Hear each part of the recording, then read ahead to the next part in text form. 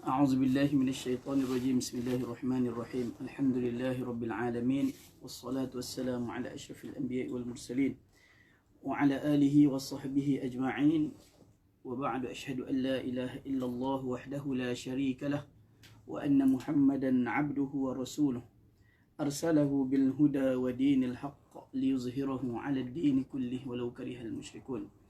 وصلى الله على سيدنا محمد وعلى آله وصحبه وبارك وسلم.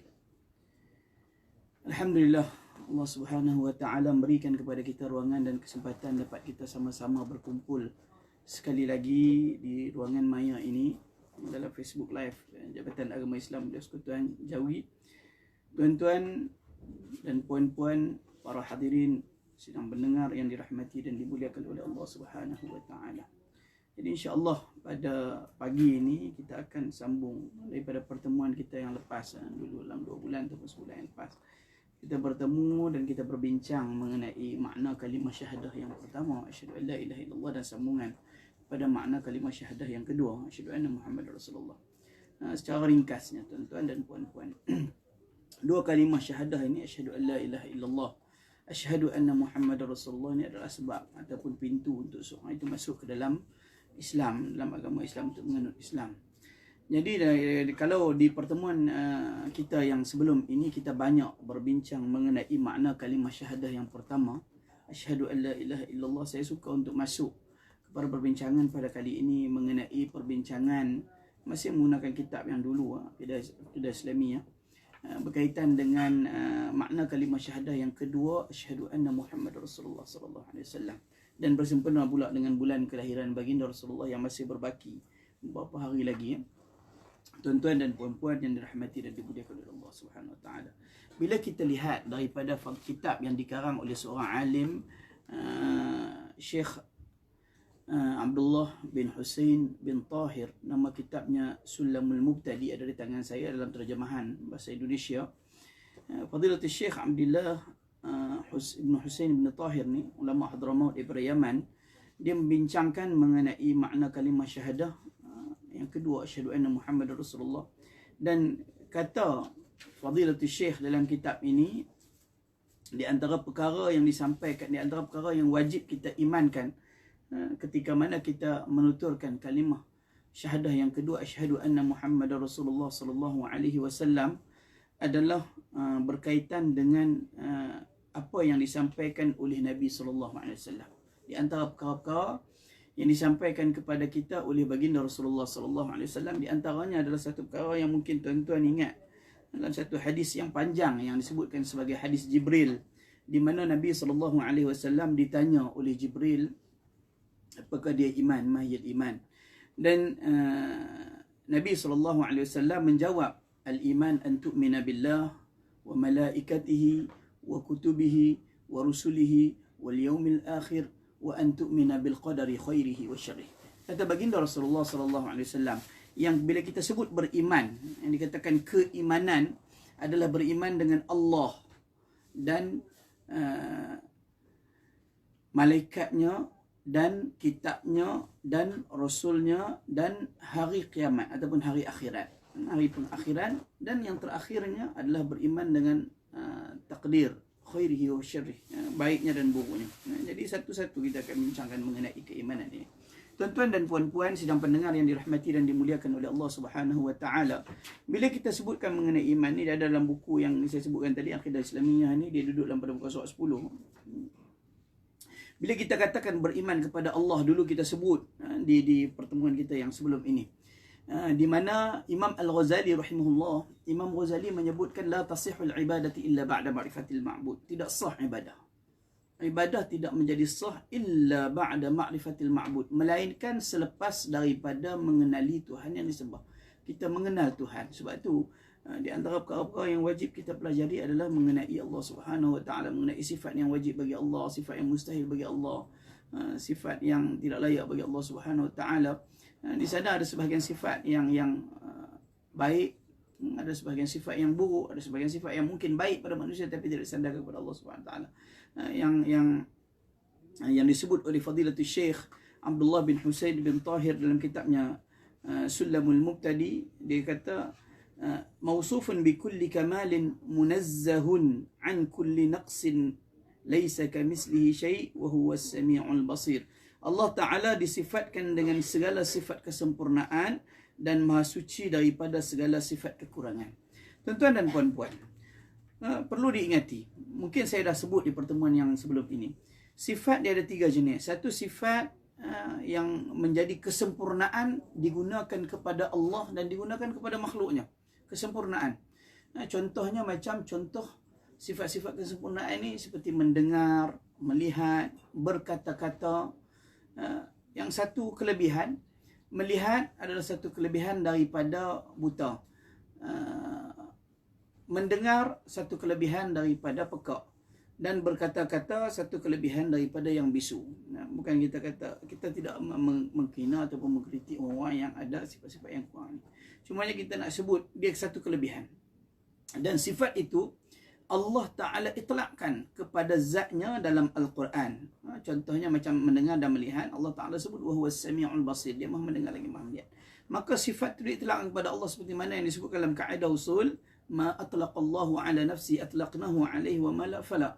Dan apa yang disandarkan oleh Allah pada zatnya maka kita sandarkan. Tapi apa yang tidak disandarkan oleh Allah maka jangan kita sandarkan kepada zat Allah Subhanahu wa taala. Jadi sebab sama' basar, kalam, berkata-kata pun juga Allah Ta'ala firman kalam Quran wa kallamallahu Musa taklima, dan Allah berkata-kata dengan Musa dengan sebenar-benar kata-kata. Itu satu sifat kesempurnaan yang lebih, yang istimewa, yang disandarkan pada Allah Subhanahu Wa Ta'ala maka disandarkan, walaupun ianya juga ada digunakan kepada makhluk-makhluk Allah seperti manusia dan sebagainya. Tapi ada atas perbezaan. Di antaranya Allah Ta'ala melihat bukan seperti mana kita melihat dengan mata. Allah Ta'ala melihat dengan penglihatannya yang azali, yang tiada satu pun yang terlepas daripada penglihatannya. Kita melihat dengan pandangan yang terbatas, dengan menggunakan kornea mata, memerlukan cahaya, walaupun kita ada mata yang elok, tidak ada buta dan sebagainya. Tapi kalau tidak ada cahaya dengan keadaan gelap yang zulumat, kita tak nampak juga. Jadi kita memerlukan kepada ada satu benda, alat bantuan untuk melihat, seperti mata, dan memerlukan cahaya, dan memerlukan kalau ada yang mungkin pakai spek mata dan sebagainya. Tapi Allah Subhanahu Wa Ta'ala melihat dengan penglihatannya yang azali dan abadi. Kemudiannya, kalau kita balik kepada sifat tadi, sifat yang kedua, sifat yang menjadi kesempurnaan kepada manusia, kepada makhluknya, tapi tidak disandarkan kepada Allah Subhanahu Wa Ta'ala. Apa sifat kesempurnaan pada manusia? Contoh sifat kesempurnaan pada manusia ni berakal. Berakal ini sifat, satu sifat yang baik, kerana orang yang berakal itu melebihi daripada orang yang gila. Kerana orang yang berakal itu lebih daripada binatang-binatang yang tidak berakal.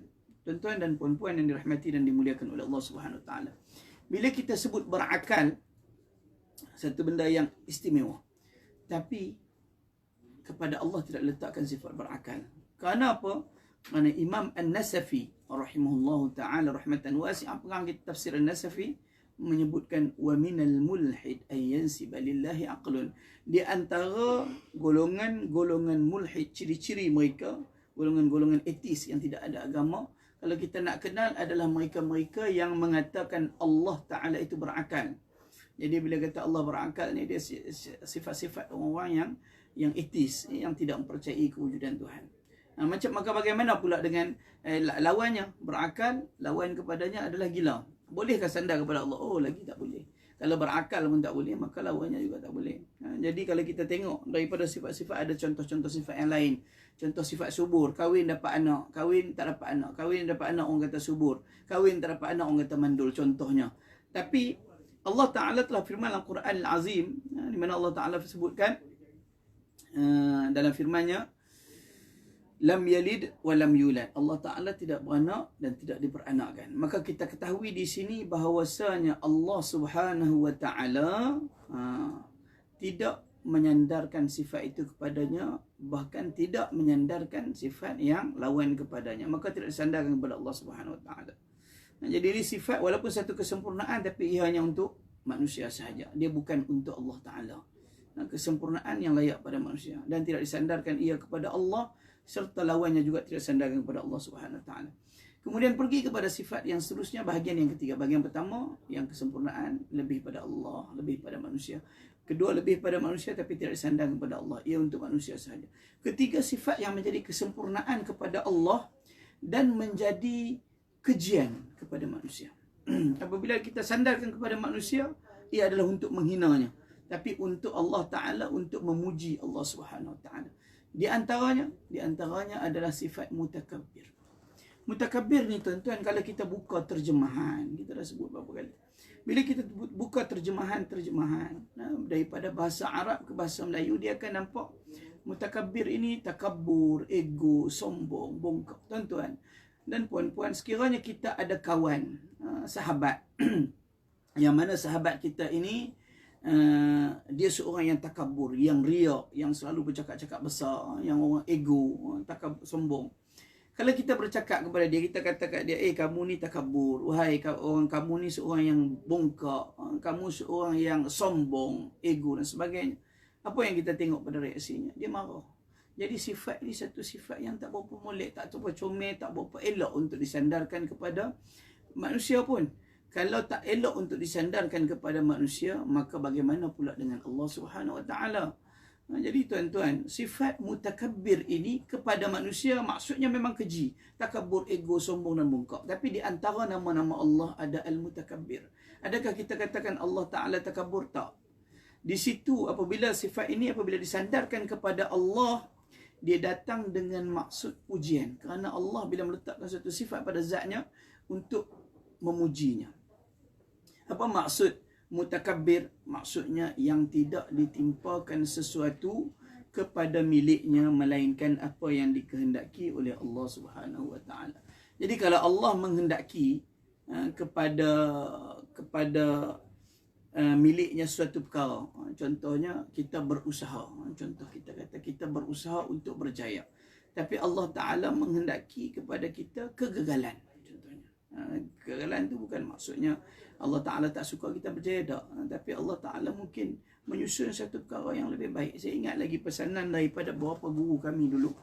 Guru-guru dulu pernah menyebutkan, dia kata anak-anak murid saya yang berjaya ni, nanti sampai satu ketika dia lupa kepada guru-gurunya. Biasanya yang duduk, yang memuji, yang membantu para gurunya adalah yang tidak berjaya ni.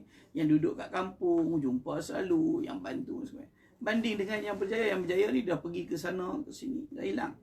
Jadi ada kebaikan. Kadang-kadang ada ibu-ibu dan bapa-bapa ada anak yang dalam kalangan anak-anak ada 2-3 orang. Ada yang cerdik, ada yang kurang cerdik. Yang cerdik tu mungkin berjaya, dah akhirnya tinggal kat rumah, dah tak duduk bersama ibu dan bapa dengan kesibukan. Yang kurang cerdik ni bukan kita kata dia tak, kita hina dia tak, tapi dialah yang selalunya berkhidmat untuk ibu dan ayah sehingga ke akhir hayat. Itu kelebihan-kelebihan dia, ada pro dan kontra pada suatu perkara yang Allah Ta'ala takdirkan ke atas kita. Jadi bila sebut kata mutakabbir, yang tidak ditimpakan sesuatu kepada miliknya melainkan apa yang dikehendakinya. Kalau kita kata konsepnya adalah tuan, saya adalah tuan kepada kereta saya, maka saya boleh gunakan kereta saya boleh warnakan dia mengikut apa yang saya suka, saya boleh modify dia mengikut apa yang saya suka kerana saya pemilik. Tapi tak kena kalau saya ambil kereta sewa dan saya modify seolah-olah dia kereta saya. Itu pemilik. Jadi Allah Ta'ala pemilik kepada hambanya, maka dia boleh buat apa yang dikehendaki oleh Allah kepada hambanya. Itu yang dimaksudkan dengan mutakabbir. Bukan maksud takabur, ego, sombong dan bongkok. Tetapi sekiranya mutakabbir itu digunakan kepada manusia, ya, memang maksudnya takabur, ego, sombong dan bongkok. Dan sifat-sifat yang seumpama ini tidak harus digunakan kepada Allah dengan maksud puji, dengan maksud keji, dan digunakan kepada manusia dengan maksud puji. Contohnya kita kata, kita tengok seorang tu, awak kereta awak tu kenapa warna purple? Dia kata, saya kan mutakabbir, saya pemilik. Tak, itu bukan. Sebab apabila digunakan kepada manusia, atau kepada makhluk Allah, maka digunakan dengan maksud kejian. Macam tu juga dengan sifat Jabbar. Jabbar ni maksudnya yang maha perkasa pada hak Allah. Tapi pada hak manusia maksudnya something, ego, takabur, something, jahat, gangsterism. Itu Jabbar. Jabbar kalau kita pergi kepada manusia, kita kata dia something, gangster. Tapi kepada Allah sifat itu tidak baik. Gangster, something ni, orang something, tak apa elok. Orang kurang disukai oleh orang-orang ramai. Jadi tuan-tuan dan puan-puan, perlu kita ingat mengenai sifat Allah Subhanahu Wa Taala ini yang perlu kita jaga. Kalau kita nak letakkan kepada Allah sifat-sifat ini, Jabbar, Mutakabbir, ini maksudnya puji, yang maha perkasa. Tapi kita tak boleh guna pula kepada manusia dengan maksud yang puji. Contohnya kita jumpa seorang yang kuat, kita kata kamu Jabbar, maksudnya kamu perkasa, tak. Bila kata kepada manusia, maksudnya dia akan datang dengan maksud keji. Maksudnya kamu adalah seorang yang samsing, kamu adalah seorang yang zalim, kamu adalah seorang yang jahat dan sebagainya, gangsterism. Itu mengenai Allah Subhanahu Wa Taala. Kemudian bila kita sebut Imam Al-Ghazali sebut la tasihul ibadah illa ba'da ma'rifatil ma'bud. Tidak sah ibadah melainkan selepas mengenali Tuhan disembah. Kalam yang seterusnya daripada Fadilatul Syekh Ahmad Ar-Rifa'i Al-Kabir, seorang alim besar keturunan Nabi, yang mana dia hidup sezaman dengan Fadilatul Syekh Abdul Qadir Jailani. Syekh Ahmad Ar-Rifa'i Al-Kabir menyebutkan dalam kalamnya yang masyhur, ghayatul ma'rifati billah al-iqanu biwujudihi ta'ala bila kaifin wala makan. Sehabis-habis seseorang itu mengenali Allah adalah apabila dia meyakini bahawasanya Allah itu wujudnya dengan tanpa bagaimana dan tanpa bertempat. Tuan-tuan dan puan-puan yang dirahmati dan dimuliakan oleh Allah, mungkin kita akan lihat dalam sebahagian daripada kitab-kitab yang dikarang oleh alim, tuan-tuan guru yang dirahmati dan dimuliakan oleh Allah, banyak daripada kitab-kitab pondok, kitab-kitab turas, kitab-kitab daripada Arab dan sebagainya, kitab-kitab qadim, mereka menyebutkan Allah wujud tanpa bertempat. Maha suci Allah yang wujudnya dengan tanpa bertempat. Kadang-kadang timbul kekeliruan. Ada orang yang tak faham, dia kata kenapa sebut macam ni, ya? Sehingga kan terkeluar pula lafaz daripada sebahagian mereka menyebutkan lafaz Allah ada di mana-mana. Tuan-tuan dan puan-puan yang dirahmati dan dimuliakan oleh Allah, lafaz kalimah Allah ada di mana-mana adalah kalimah yang salah. Allah wujud tanpa bertempat, bukan Allah ada di semua tempat. Allah ada di mana-mana itu maksudnya Allah ada di semua tempat. Jadi tuan-tuan, kalimah ini perlu diberikan peringatan atau tambihan agar mereka tidak menyebutkannya. Sebab apa yang disebutkan di sini, mereka hendak menyebutkan mengenai kalimah Allah yang tidak mengambil tempat, kerana tempat itu adalah ciptaan Allah. Tempat itu adalah sesuatu yang diisbatkan untuk diletakkan kepada makhluk Allah Subhanahu Wa Taala. Tuan-tuan dan puan-puan yang dirahmati dan dimuliakan oleh Allah Subhanahu Wa Taala. Jadi bila kita balik kepada kalam Imam Ar-Rifa'i dan kalam Imam Ghazali, Imam Ghazali kata tidak sah ibadah melainkan selepas mengenali Tuhan yang disembah.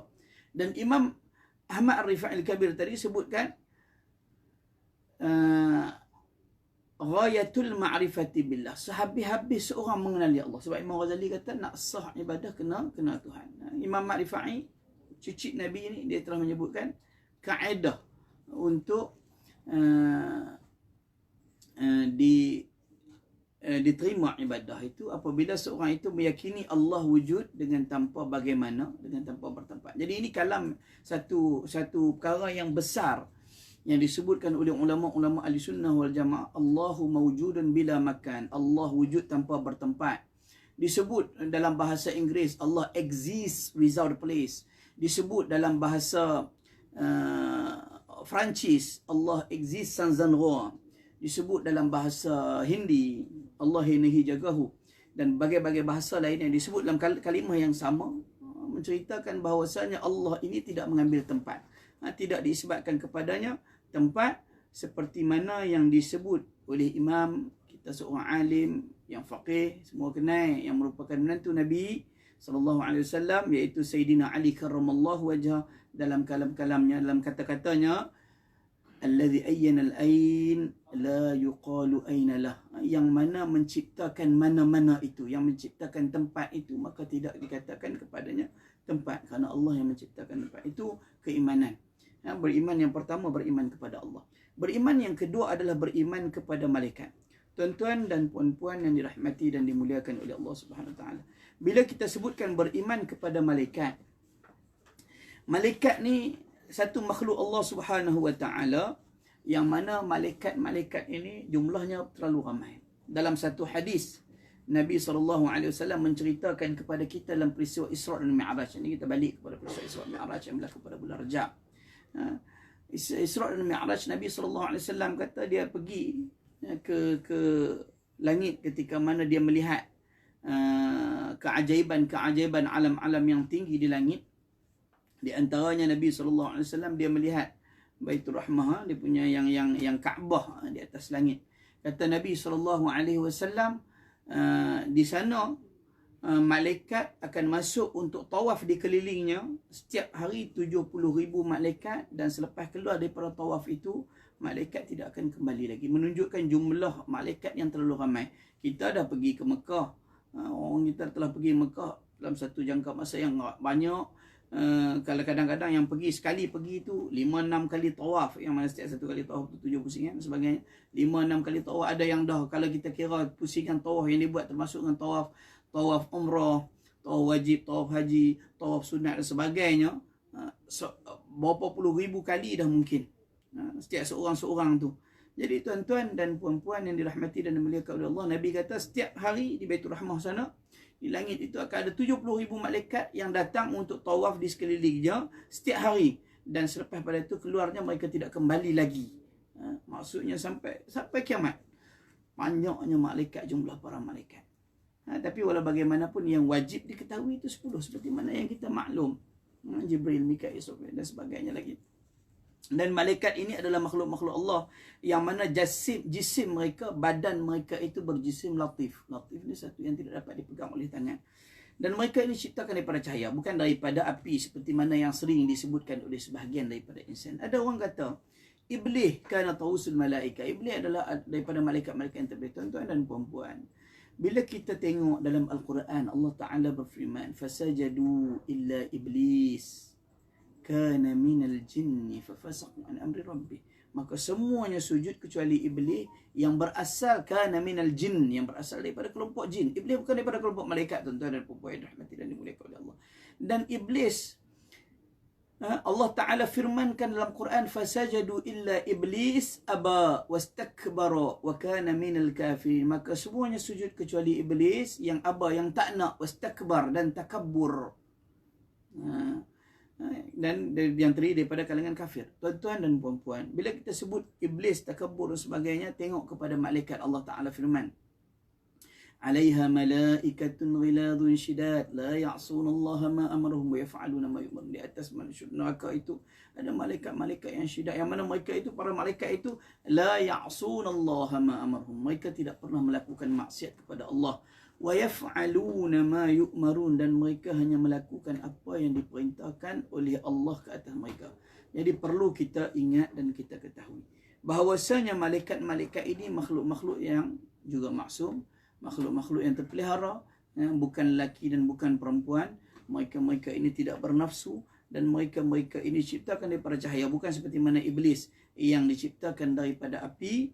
Jadi malaikat, iblis bukan daripada kalangan malaikat, dan malaikat bukan sejuzuk daripada iblis. Malaikat yang wajib kita beriman dengannya adalah satu makhluk Allah daripada kalangan makhluk Allah yang maksum, yang mana mereka itu hanya melakukan apa yang Allah Ta'ala perintahkan ke atas mereka. Mereka itu tidak pernah melakukan apa yang Allah Ta'ala larang ke atas mereka. Itu para malaikat. Dan kemudiannya seterusnya daripada keimanan yang wajib kita imani, daripada keimanan yang seterusnya adalah beriman kepada kitab-kitab. Kitab-kitab yang diturunkan kepada umat manusia ini, dalam pandangan yang masyhur ada 104 buah kitab.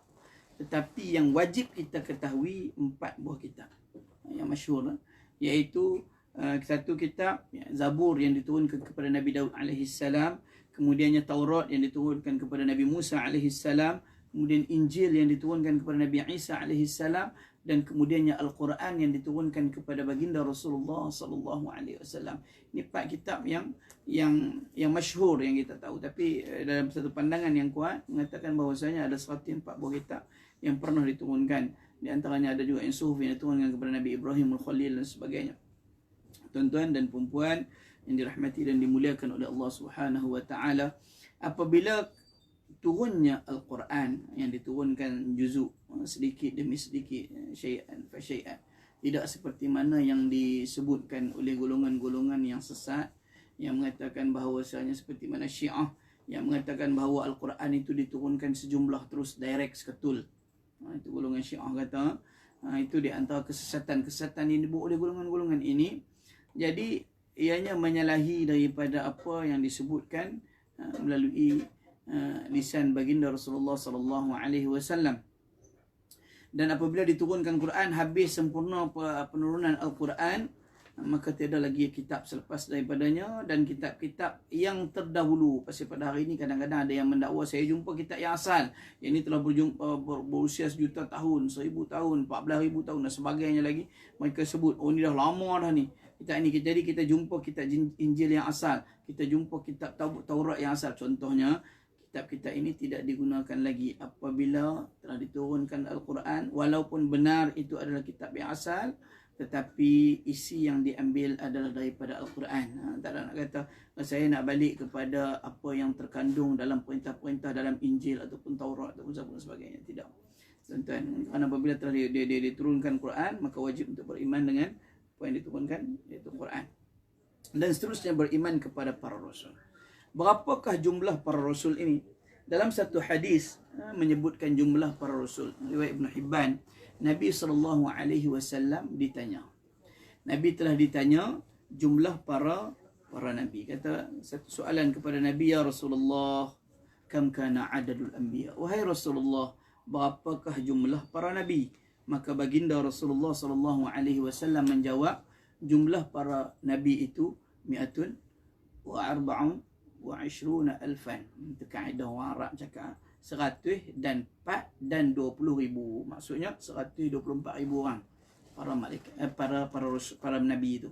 Nabi itu jumlahnya terlalu banyak. Kalau ikut daripada hadis tu. Tapi adakah wajib kita ketahui semua? Tak. Itu yang disebut dalam hadis, ada 124,000 orang. Kemudian disoal lagi kepada Nabi, ya Rasulullah, kam kana rasulan minhum? Berapakah rasul daripada kalangan para nabi itu? Ditanya kepada Nabi SAW. Maka jawab Nabi SAW, salasumiyah wa salasata asyara, 313 orang. Bukan ribu, 313 orang. Jadi tuan-tuan, jumlah para nabi 124,000 dan jumlah para rasul 313 orang. Berapa yang wajib kita imani, yang wajib kita ketahui? Ada 25 rasul, kerana nama mereka itu termaktub dalam Quran dan hadis. Dan 5 daripada rasul itu adalah Rasul Azmi. Walaupun dalam Quran, tuan-tuan dan puan-puan, walaupun dalam Al-Quran ada sebahagian nama, tetapi nama-nama ini tidak diwajibkan untuk diiktikadkan sebagai nabi. Bahkan kalau seorang yang tidak mempercayai ianya sebagai nabi, ianya tidak membawa kepada murtad. Contohnya nama dalam Quran, mungkin tuan-tuan biasa dengar, di antaranya nama Luqman. Ada surah Luqman yang wasiat Luqman kepada anaknya, Luqman Hakim.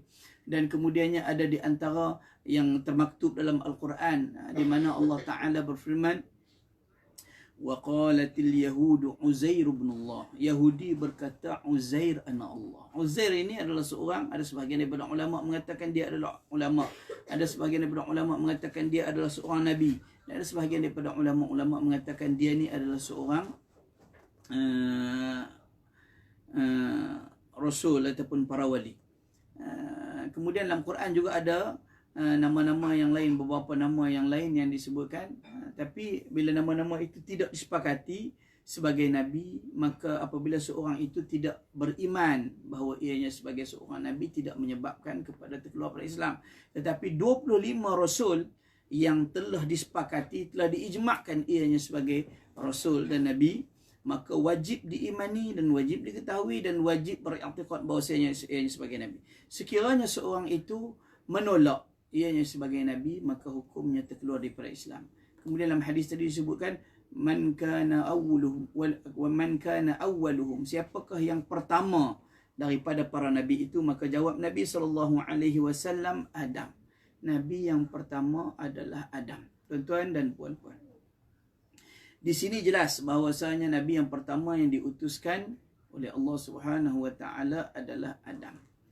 Tidak seperti mana yang didakwa oleh golongan Mujassimah dalam kitab-kitab mereka.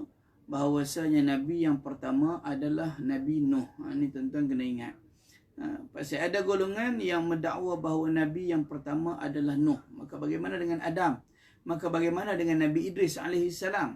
Ini golongan-golongan yang membawa ajaran-ajaran sesat berasaskan nama Islam. Dia mengaku dia Islam tapi dia bawa ajaran sesat, golongan musyabbihah, mujassimah dan sebagainya lagi. Dan kemudian para nabi itu, mereka ini juga maksum, mereka ini juga terselamat daripada melakukan kekufuran. Tidak seperti mana yang didakwa oleh golongan-golongan di mana ada yang mengatakan bahawa Nabi Ibrahim pernah menyembah berhala, ada yang mengatakan bahawa Nabi Muhammad SAW sebelum diutuskan wahyu dia pun tidak ada agama. Tuan-tuan dan puan-puan, ini di antara ajaran-ajaran pelik yang dibawa oleh sebahagian daripada mudda'i, pendakwa yang mendakwa dirinya sebagai pendakwa Islam, tetapi mereka ini telah membawa kesesatan. Dan tuan-tuan dan puan-puan, saya melihat baru-baru ni saya melihat satu video yang menolak banyak daripada kelebihan Nabi SAW. Ini sempena dengan bulan kelahiran baginda Rasulullah, Maulidur Rasul, ataupun bulan Rabiul Awal, bulan Maulid kalau orang tua selalu sebut ni. Kita ada buat sambutan Maulidur Rasul, ada perbicaraan yang bicarakan mengenai kelahiran Nabi, ada perbicaraan yang menceritakan mengenai sunnah Nabi. Tuan-tuan dan puan-puan, dulu saya ingat semasa saya belajar satu ketika dahulu di Pulau Pinang, ketika itu ada seorang daripada sarjana yang bergelar doktor yang saya hormati pendiriannya, tetapi kini sekarang saya telah mendapat gelaran Datuk pun, sebab saya tengok baru ni ada poster dengan nama Datuk dan Doktor. Dia ni telah menyebutkan ketika itu, masa tu kita dengar, dia kata janggut yang kita tahu ni, janggut ni adalah sunnah jibiliyah, dan begitu juga dengan pemakaian jubah adalah sunnah jibiliyah. Dan saya belajar mengenai sunnah jibiliyah ni. Sunnah jibiliyah ni maksudnya sunnah yang berlaku kerana adat. Maksudnya kerana adat masyarakat Arab memakai jubah, maka Nabi pakai jubah. Kerana adat masyarakat Arab menaruh janggut, maka Nabi taruh janggut. Jadi dia kata kita orang Melayu ni, kita bukan orang Arab, maka kita tak perlu untuk jaga. Tuan-tuan, ini orang yang contoh ajaran-ajaran yang berselindung dengan nama Islam sedangkan dia tidak memahami Islam. Apa yang dimaksudkan sunnah ni, apa yang dibuat oleh Nabi, apa yang disebutkan oleh Nabi SAW, kepada apa yang Nabi buat mungkin ditiru oleh para sahabat. Suka untuk saya ingatkan mengenai satu kisah di mana ada seorang sahabat Nabi SAW, dia telah berjalan di satu jalan bersama dengan para sahabat yang lain. Ketika sampai di jalan tu, dikuatkan tangannya begini. Masa tengah jalan dia kuatkan macam ni. Lebih kurang macam itulah dia angkat. Jadi sahabat-sahabat lain tanya, kamu buat apa ni? Dia kata, dulu ketika mana aku datang bersama dengan Rasulullah di jalan ini, ketika itu aku telah melihat bahawasanya Nabi telah menguat begitu. Dia kata, kenapa Nabi kuat begitu? Sebab dia kata kerana ketika itu ada satu pokok tamar yang pelepahnya merentangi jalan. Pelepah tamar tu merentangi jalan. Pelepah tamar ni dia nak macam kelapa sawit lah. Dia keluar macam tu. Jadi Nabi, kalau kita ikut logik akalnya, Nabi kuat tu sebab nak mengangkat, kerana nak melalui di bawahnya. Tapi sekarang benda tu tak ada. Sebab itulah sahabat-sahabat lain pelik. Bila mana dia lalu di situ, maka dia buat begitu. Kenapa dia buat begitu? Kerana kecintaannya kepada Nabi SAW. Lalu ditirunya Nabi. Dan selepas daripada itu, walaupun dia lalu di situ, dia akan kuat pelepah sawit itu. Dan selepas dari pelepah kurma itu. Dan selepas daripada pelepah kurma itu telah dipotong pun, dia masih lalu. Dan buat begitu juga kerana dia cinta. Dan dia tengok apa yang Nabi buat. Itu yang kita katakan sunnah. Jadi Nabi pernah simpan janggut, maka jangan dipertikaikan kerana ia adalah amalan daripada masyarakat Arab. Ini pelik pada hari ini. Sebahagian daripada insan-insan yang berjuang, kononnya memperjuangkan sunnah Nabi dan sebagainya, tapi mereka mempertikaikan sunnah janggut, mempertikaikan jubah dan sebagainya. Ini berlaku. Jadi perlu kita ambil cakna terhadap golongan-golongan yang suka menimbulkan keremehan terhadap apa yang disebutkan oleh sunnah Nabi SAW kepada amalan-amalan. Bahkan yang dipertikaikan di antaranya adalah lafaz kalimah Sayyidina. Saya terlupa bawa kitab tadi. Ada satu penulisan daripada Prof Dr. Abdul Razak daripada UIA yang telah dicetak oleh pejabat mufti Wilayah Persekutuan. Saya ingat kalau tak silap saya seminar pemurnian akidah tahun 2010. Di mana Prof Dr. Abdul Razak ni dia menyebutkan mengenai yang dipanggil perkara-perkara yang baru ataupun bid'ah, sunnah dan sebagainya. Jadi ada perkara-perkara yang walaupun ianya tidak ada pada zaman Nabi, tetapi dia dibuat berdasarkan kepada keadaan semasa. Jadi ada orang daripada kalangan ulama-ulama yang membuat perkara-perkara yang baru. Di antaranya lafaz Sayyidina. Pada zaman Nabi mungkin kita baca dalam hadis dia tak sebut lafaz Sayyidina. Dalam selawat kepada Nabi contohnya Allahumma salli ala Sayyidina Muhammad kita baca, tapi dalam lafaz hadis yang disebutkan Allahumma salli ala Muhammad tidak ada Sayyidina. Apa maksud Sayyidina? Sayyidina ini tuan-tuan dan puan-puan maksudnya penghulu kami. Bukankah dalam hadis Nabi SAW menyebutkan ana sayyidu waladi Adam wala fakhr.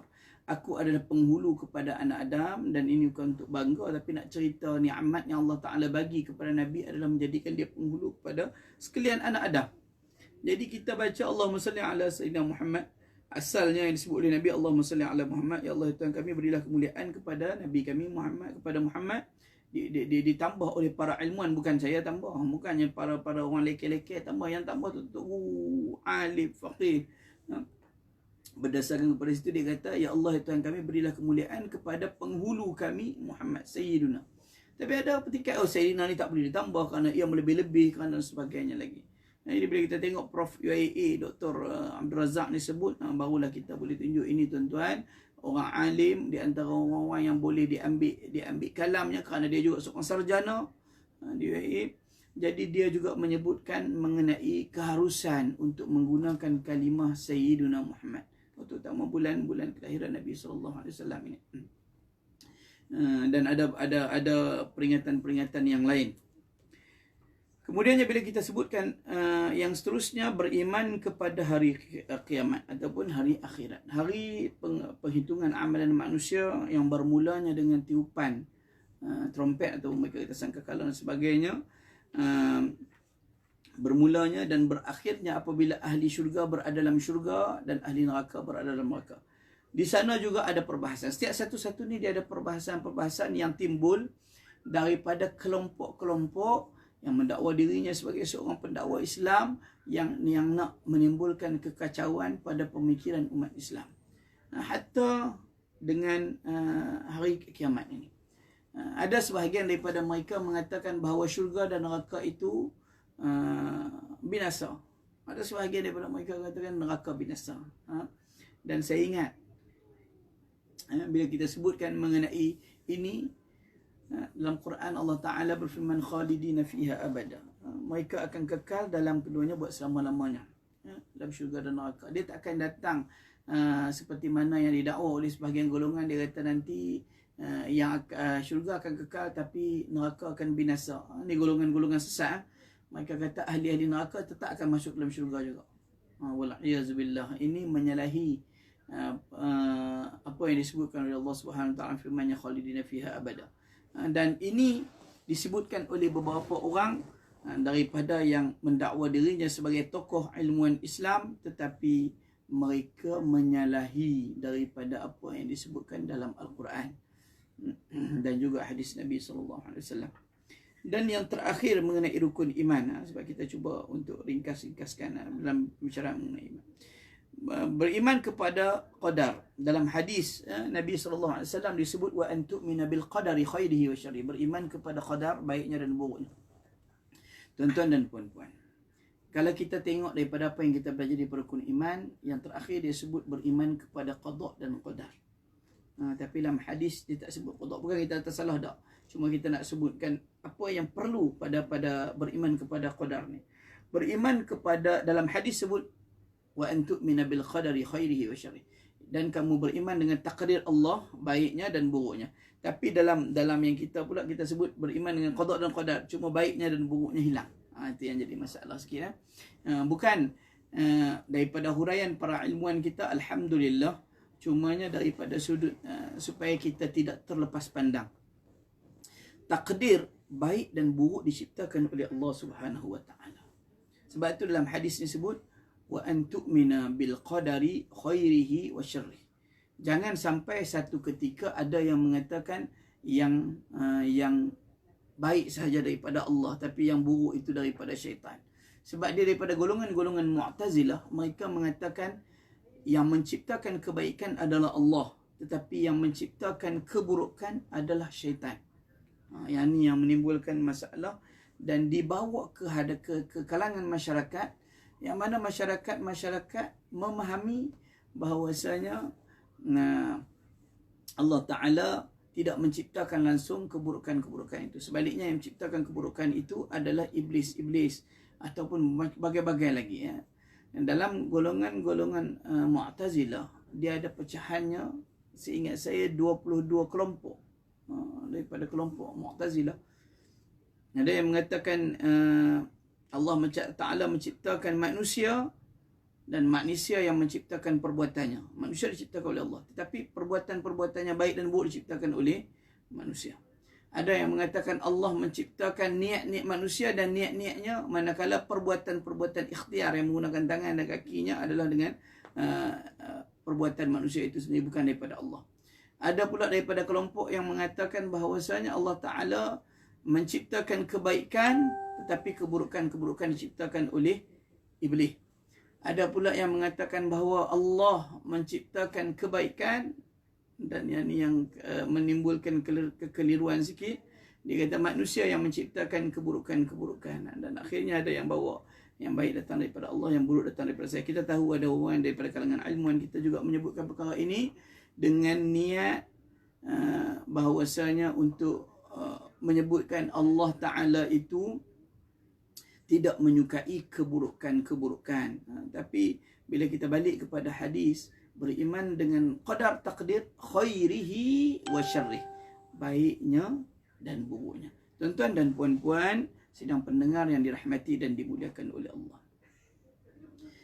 Bila kita tengok Nabi SAW, ada dua perkara yang Nabi selalu sebut kepada anak-anak perempuannya agar dibaca, dijadikan sebagai wirid. Ada dua perkara.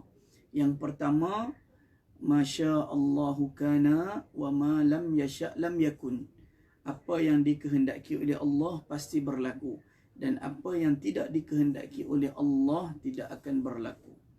Yang kita sebut Masya Allah, kita sebut Masya Allah, Masya Allah. Cuma kita tambahkan sikit. Masya Allah maksudnya apa yang dikehendaki oleh Allah. Kita nak penuhkan dia. Masya Allah kan, apa yang dikehendaki oleh Allah pasti berlaku.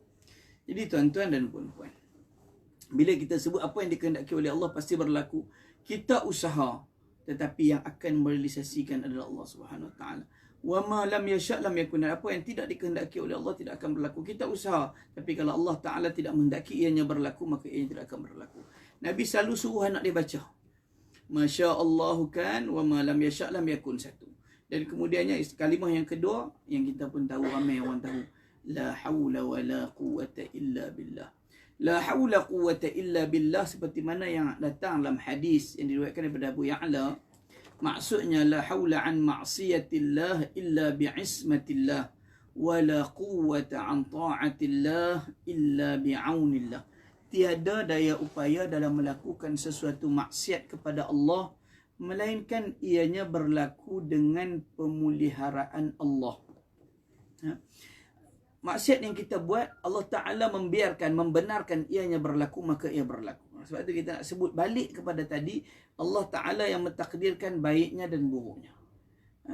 Dan la quwwata illa billah, tiada kekuatan dalam melakukan sesuatu ketaatan melainkan ianya juga berlaku dengan pertolongan daripada Allah.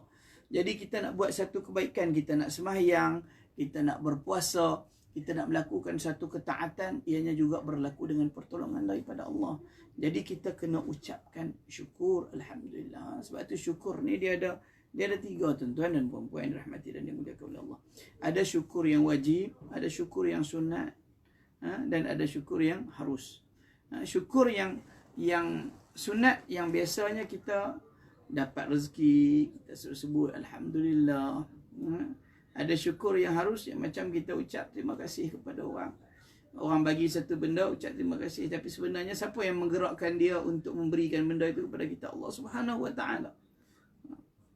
Tapi syukur yang wajib adalah syukur yang mana kita syukur kepada Allah dengan menjauhi perkara yang dilarang oleh Allah dan melaksanakan ketaatan yang diperintahkan oleh Allah Subhanahu Wa Taala. Ini yang wajib. Tidak menggunakan nikmat yang kita dapat daripada Allah ke jalan yang Allah Ta'ala tidak redainya. Kita dapat gaji. Jangan kita gunakan gaji itu ke jalan yang Allah Ta'ala tak redha. Ambil duit itu pergi minum arak. Ambil duit itu rasuah. Ada gaji yang kita dapat rezeki. Tapi kita gunakan rezeki itu daripada sumber yang salah. Gunakan pada jalan maksiat, maka hukumnya haram. Tapi bila digunakan pada ketaatan kepada Allah, bersedekah, memberi makan kepada anak dan isteri, itu di antara perkara yang diwajibkan, di antara nafkah wajib. Jadi ianya menggunakan nikmat yang Allah Ta'ala bagi ke jalan yang Allah Ta'ala redha, itu adalah syukur yang wajib. Tidak menggunakan nikmat yang Allah Ta'ala bagi ke jalan yang Allah Ta'ala benci, itu di antara syukur yang wajib. Syukur yang sunat yang kita ucap Alhamdulillah. Kita dapat gaji, kita berkata Alhamdulillah. Itu baru sunat. Tapi kita gunakannya perjalanan yang betul. Itulah yang wajib, yang perlu kita ikut. Tuan-tuan dan puan-puan yang dirahmati dan dimuliakan oleh Allah Subhanahu Wa Taala, bila kita sebutkan beriman dengan takdir, kita balik kepada hadis dulu, tuan-tuan. Yang pasal kaedah ni panjang dalam pembincangan hadis. Dalam hadis tu Nabi SAW sebut al-iman. Bila kita sebut iman, antu'mina, tengok kaedah dia, antu'mina billahi wa malaikatihi wa kutubihi wa rusulihi wal yaumil akhir wa antu'mina bil qadari khairihi wa syarrihi. Ketika mana baginda Rasulullah menyebutkan takdir, Nabi SAW mengulangi kalimah antu'mina. Antu'mina, tengok, billah, disambung terus, wa malaikatihi wa kutubihi wa rusulihi wal yaumil akhir. Patutnya sambungnya lah, wa bil qadari khairihi wa syarrihi. Tapi dia tak.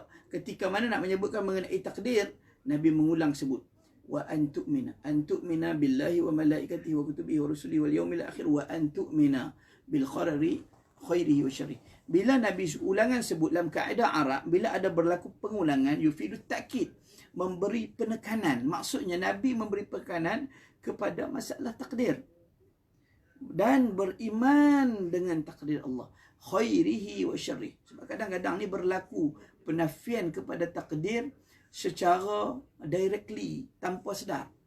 Contohnya, sebab tu bila timbul satu musibah, kita dianjurkan untuk menyebut inna lillahi wa inna ilaihi raji'un. Ada seorang sahabat kita, dia sakit, kita sebut inna lillahi wa inna ilaihi raji'un. Seorang sahabat kita mati, kita sebut inna lillahi wa inna ilaihi raji'un. Kita milik Allah dan kepadanya kita kembali. Kadang-kadang bila kita sebut, kawan kita kata, tadi kawan kita tu accident, sekarang masuk hospital, ward 3, datanglah ziarah, kita pun sebut inna lillahi wa inna ilaihi raji'un. Dia terus kata, bukan mati. Bukan. Kaedah apabila ditimpa musibah, maka sebutkan inna lillahi wa inna ilaihi raji'un. Kita milik Allah dan kepadanya kita kembali. Tuan-tuan dan puan-puan, bila disebut takdir, kadang-kadang ada orang yang terkeluar lafaz-lafaz yang kurang molek.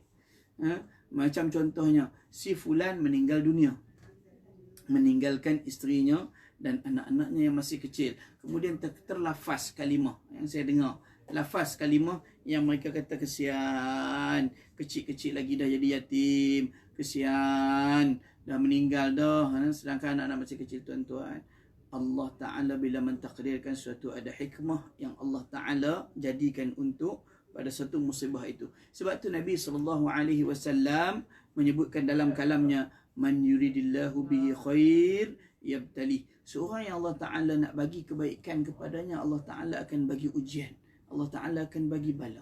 Jadi jangan kita fikir apabila timbulnya ujian, bala itu maksudnya Allah Ta'ala benci, maksudnya Allah Ta'ala dah kenakan dia. Tak, tuan-tuan. Allah Ta'ala tidak pernah zalim kepada hambanya. Allah Ta'ala firman dalam Quran, wa ma rabbuka bizallamin lil 'abid, dan tidaklah Tuhanmu zalim kepada hambanya. Jadi tuan-tuan dan puan-puan yang dirahmati dan dimuliakan oleh Allah Subhanahu wa Ta'ala, bila kita sebutkan mengenai takdir, Nabi ulang sebut, Nabi bagi penekanan. Dan bila kita lihat kepada kitab, beberapa kitab, di antaranya kitab Bugyatul Mustarsyidin, menyebutkan mengenai golongan-golongan sesat, Di antaranya 22 daripadanya adalah golongan-golongan yang menafikan takdir, iaitu golongan Mu'tazilah. Golongan Mu'tazilah ni memang masalah sangat dalam bidang takdir. Dan begitu juga golongan-golongan Syiah juga bermasalah dalam masalah takdir, yang mana mereka, sebahagian daripada mereka menafikan takdir. Mereka kata perbuatan ikhtiari jadikan oleh hamba. Mereka kata yang sebahagian dan bahagian lagi lah, ada perbuatan buruk yang dijadikan oleh iblis dan sebagainya lagi. Jadi bila kita sebutkan mengenai keimanan, beriman kepada Allah, malaikat, kitab, rasul, hari kiamat, dan beriman kepada takdir Allah khairihi wa syarrih, dia ada lawan kepadanya. Kita cerita bab iman, ada lawan kepadanya. Apakah dia lawannya? Lawannya adalah perkara-perkara yang membatalkan keimanan. Apa dia perkara-perkara yang membatalkan iman? Imam An-Nawawi rahimahullahu ta'ala menyebutkan dalam kalamnya, Ar-riddah hiya qat'ul Islam biniyatin atau qawli kufrin atau fi'lin. Murtad itu adalah terkeluar seorang itu daripada Islam, sama ada dengan niat ataupun menuturkan kalimat kufur ataupun melakukan perbuatan kufur. Ini perkara yang membatalkan iman. Kenapa disebut itu Islam? Islam dengan iman mutalaziman. Kata Imam Abu Hanifah, Islam dengan iman itu melazimi di antara satu sama lain. Huma kadh-dhahri ma'al batani. Kedua-duanya seumpama belakang badan dan juga depan badan. Iman dengan Islam tidak dipisahkan. Jadi bila sebut Islam, maka itu iman. Bila sebut iman, itu Islam. Jangan kita dengar ada yang dulu kita sebut sekali. Ada orang kata dia itu Islam tapi tak beriman. Tuan-tuan, yang tidak beriman adalah orang yang tidak Islam. Kerana apa? Iman ada 6 rukun iman. Siapa yang tidak beriman pada salah satu daripada rukun iman, maka tidak dikira sebagai Islam. Jadi bila kita katakan dia Islam, maka dia wajib untuk beriman dengan ke-6 rukun iman. Dia tak boleh kata saya beriman dengan Allah, malaikat, tapi saya tak berimanlah dengan kitab. Tak. Sebab bila sebut beriman, maka wajib beriman dengan kesemuanya. Barulah boleh dikira sebagai Islam. 2 kalimah syahadah. Sebab tu kalimah syahadah yang kedua, asyhadu anna Muhammad Rasulullah, beriman dengan apa yang disampaikan oleh Nabi SAW. Dan di antara perkara yang disampaikan oleh Nabi SAW adalah mengenai keimanan ataupun yang disebutkan sebagai rukun iman ni.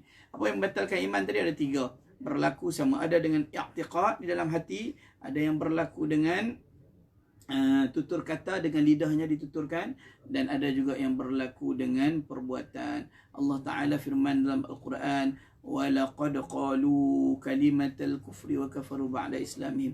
Dan mereka menuturkan kalimah-kalimah kufur, lalu mereka itu telah terkeluar daripada Islam selepas daripada mereka telah beriman. Jadi maksudnya selepas mereka telah Islam, dia dah masuk Islam, tapi kerana dia menuturkan kalimah yang menyebabkan kepada murtad, hukumnya dia terkeluar daripada Islam.